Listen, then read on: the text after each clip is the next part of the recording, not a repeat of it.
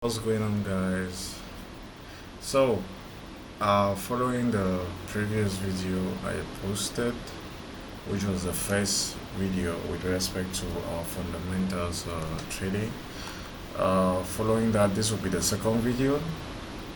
And like I said before, it's gonna be like a series of maybe 4 or 5 videos. I don't know, but so once I finish with the information I want to pass through, and then that will be the end of the videos. But so far, this will be the second video.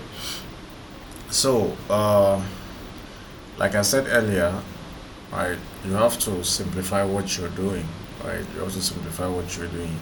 The more currency you look at, the more information you have to look at, and the more things you have to take into consideration, right? But the way I like to do it, which is easier for me, is I like to look at a currency pair. That's just one currency pair, right? Meaning, I look at two currencies, two different economies. That's the dollar and the pounds, making it the pounds USD, right? Which is the pair I look at. So when I look at the pounds and the pounds and the dollar, it makes it easier for me to be able to look at, okay, what is the pound, what is the economy of the dollar telling me, and what is the economy of the pounds telling me, right?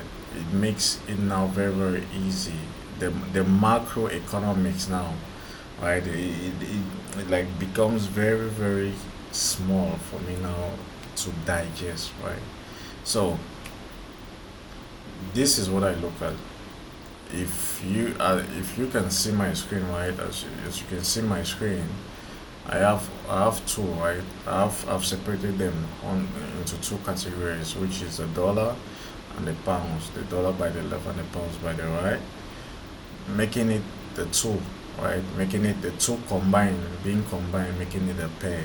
Now USD obviously has more, you know, it's more volatile because a lot of things happen within the dollar. Meanwhile, the pounds is just a pound, right? It's just a pound. It's just there. But the dollar, it has a lot of things going on around the the American economy. So I'm going to start with the dollar, right? I'm going to start with the dollar. Now, inside the American economy, we have have there are three main key things that we look at, right? There are three main things that drives the economy, which we have the GDP, the GDP, we have inflation, and also we have interest rate. These are the three things that drives an economy, right? But under these things, there are sub indicators, or there are sub indicators that tells them, or that gives information to them that, okay, we can potentially look at this thing, this data. Inflation could be positive or negative.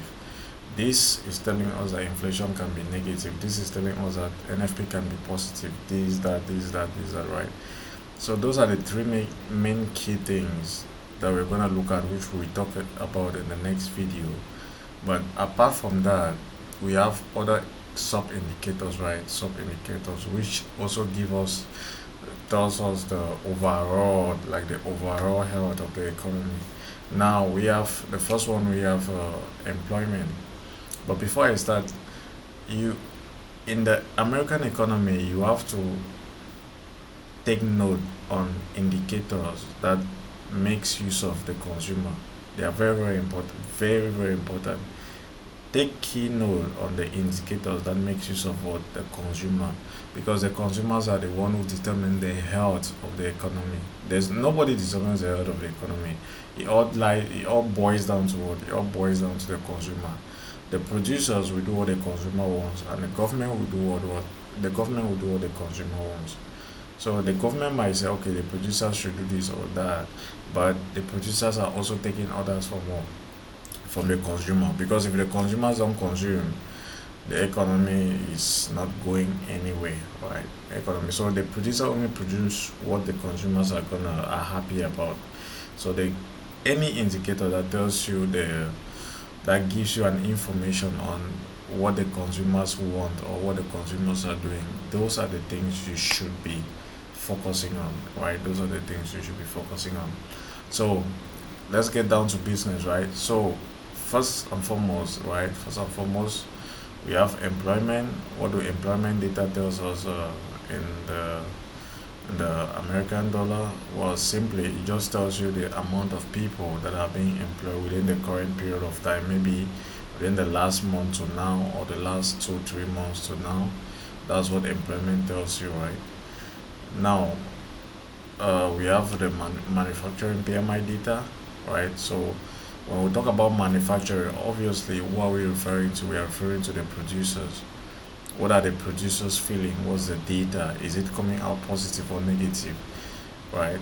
That's what. So the manufacturing PMI tells you about what the producers are feeling. Are they adding their production or are they reducing their production? That's what the manufacturing PMI data is telling you, right? And also you have to take note that the manufacturing determines what, so they are producing based on what the consumers want. They don't just produce, they produce based on what the consumers want, right? So you see they are linked. Now on the next video I'm going to show you how all these things are linked, right? So let's continue. We have the PPI, that's the producer price index. Once you produce, you also have to give a price label, right? So how what are the what's the producers feeling? How are they adding the prices or are they reducing the prices? Now they will only add the price based on what the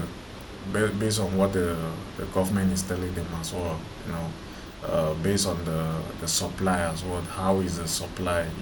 Things like that. They don't just add the price based on based on the fact that they are happy to add the price. They add the price based on what the consumers are telling them.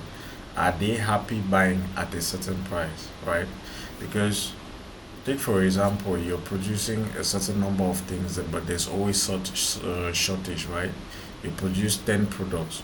Let's say you produce 10 iPhones, right? But there's always a shortage. Now, what can you do? You can either produce more or you can produce the same number of 10 and then add prices, right? In fact, they will produce more and they will also add prices, right? So the more you keep adding prices and they keep buying, you keep doing what, you keep adding prices, you keep buying. So basically that's just inflation going up, right?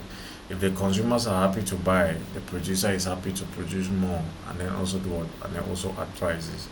The consumers keep buying, they keep adding prices. So that's what the consumers spend, right? The consumers spend, the producer the producers add prices to do what, to make more money.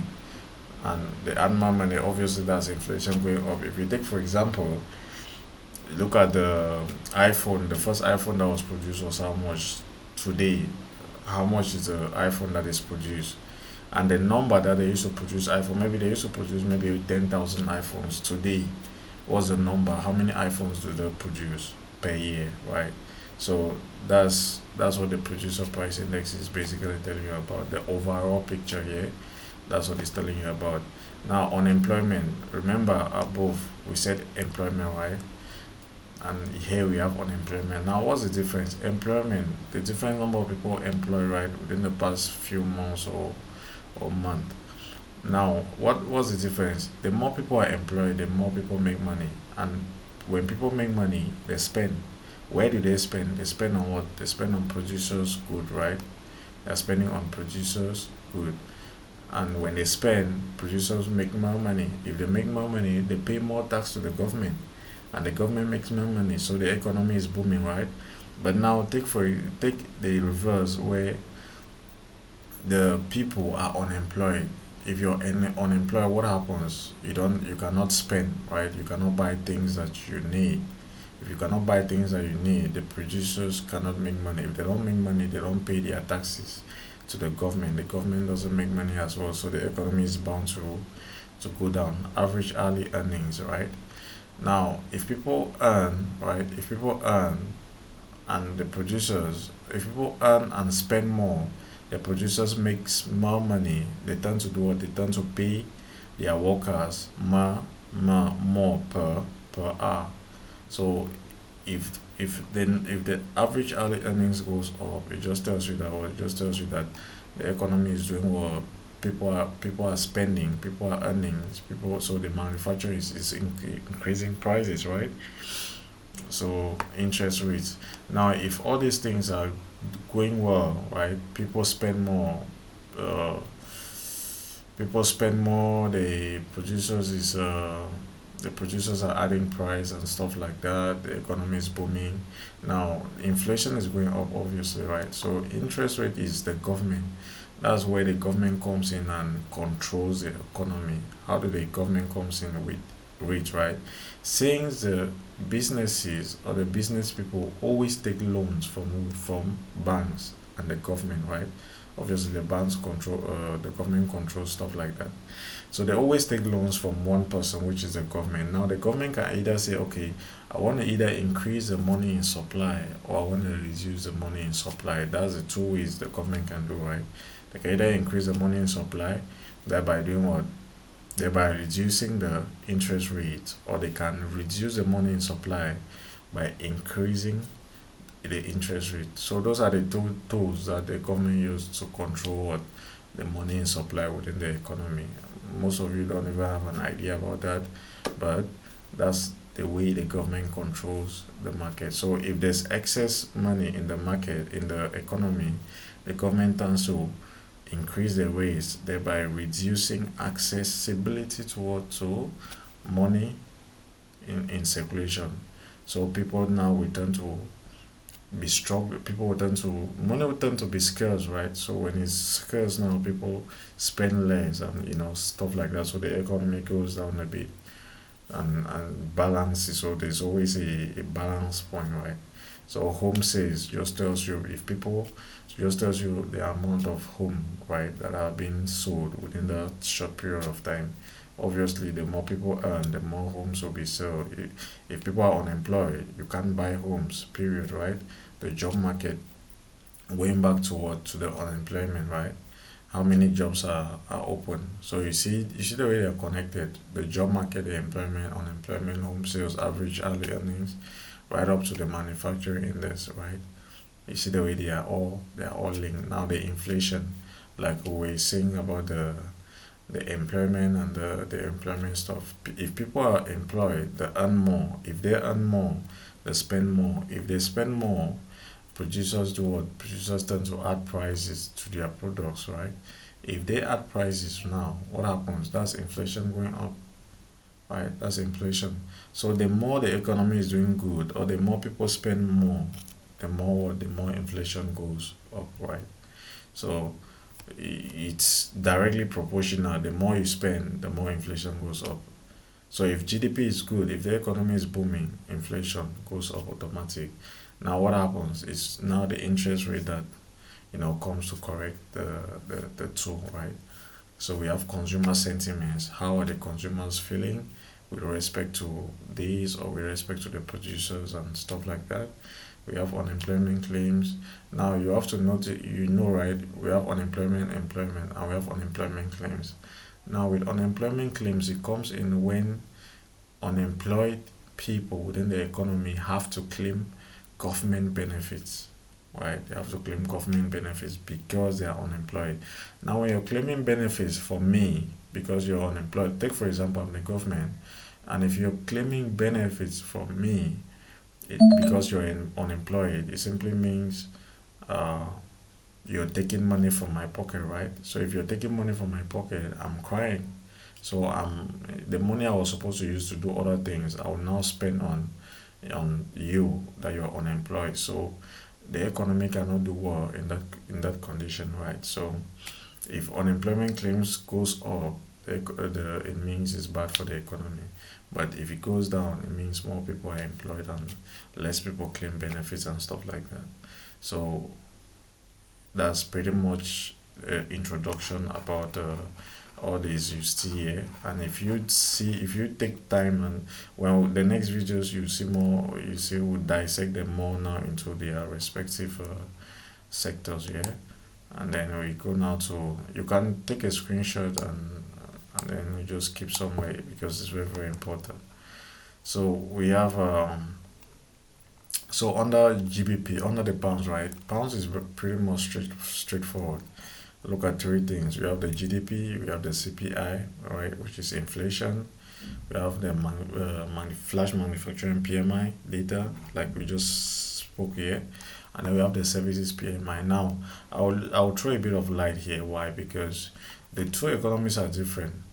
Now, with the US is based mostly on production, right? The US produces, but the UK, which is the pounds, the economy is based on services. 80-90% of the UK economy is based on services. They don't produce anything, they don't produce anything important, so they base mostly on services. So under the manufacturing PMI is basically useless. So focus more on the services PMI data. Retail sales, right? Retail sales very very important. What are the consumers telling you? Are they buying more? If they buy more, you see the figure goes up, which is good. If they buy less, you see the figure goes down, which is bad. Average earning index, which is the same as average hourly earning, and stuff like that, which is good, right? Which is good. So um, this is pretty much it for the second video. We'll come back on the third video, which is where I'm gonna now break them now into their sectors and then try linking them now for you. And then as we go further, we'll have to now dissect. Once we finish, we'll dissect them now into the forex calendar, or how I look at it with their figures and stuff like that. And also at the end, we'll now I might show you some of my trades. I traded NFP and CPI, so they were both good, well predicted with my guys, and so